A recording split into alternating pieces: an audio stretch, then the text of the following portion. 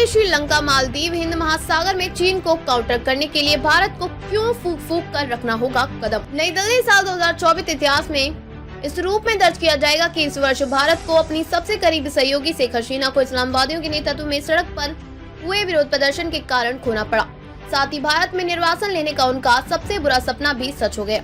पिछले 15 सालों में हसीना को अक्सर यह डर सताता रहा कि विदेशी ताकतों द्वारा समर्थित इस्लामवादी उन्हें खत्म करने की कोशिश करेंगे।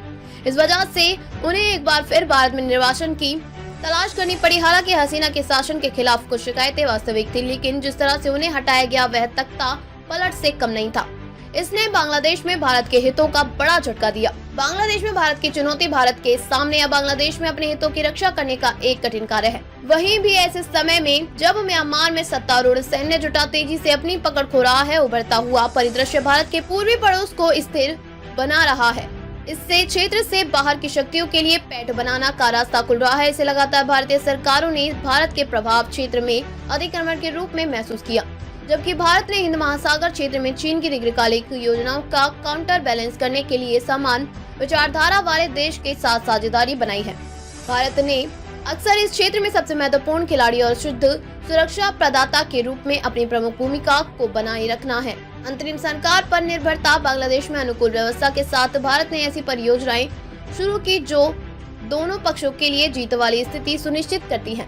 इसमें सीमा पार ऊर्जा और कनेक्टिविटी पहले शामिल है। हसीना के अचानक चले जाने से इनमें कुछ परियोजनाओं का भाग्य अधर में लटक गया, जबकि अंतरिम सरकार ने अभी तक सीमा पार पहलों का निर्णय नहीं लिया है।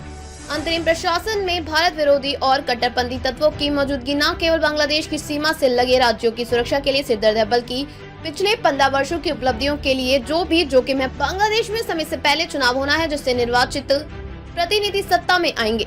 क्षेत्रीय सुरक्षा और बंगाल की खाड़ी में स्थिरता के लिए जरूरी है। भारत और चीन के बीच किसी समझौते पर पहुंचने के लिए बहुत प्रयास और बैठकों के दौरे की जरूरत है, जबकि नई दिल्ली अपने रणनीति स्वायत्तता के सिद्धांत पर कायम रहने के लिए प्रयास कर रहा है। चीन अपने वित्तीय संसाधनों को बढ़ाने के लिए मजबूत आर्थिक संबंध बनाने की कोशिश कर रहा है। फिर भी हलवे का स्वाद उसे खाने में ही आता है। संबंधों को सामान्य बनाने के लिए एक संतुलित दृष्टिकोण की जरूरत है। साथ ही महत्वाकांक्षी योजनाओं पर काम शुरू करने से पहले विश्वास बनाने पर ध्यान केंद्रित किया जाना चाहिए।